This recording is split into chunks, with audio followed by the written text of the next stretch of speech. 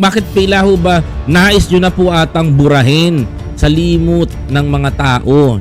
Bakit nais nyo po atang burahin sa mga taong bayan? Kasi ho, Senator Bato, sa totoo lang karapatan ho ng ating mamamayang Pilipino na magtanong kung naasan napunta ang pondo at pera ng taong bayan. Panahon na ho at kailangan hong malaman kung nasan ho dinala ang pondo ng mamamayang Pilipino, being a taxpayer, being a overseas Filipino worker, being a ordinary Filipino. Kailangan malaman ng taong bayan kung saan dinadala ng Vice Presidente ang ginawa niyang mga confidential fund.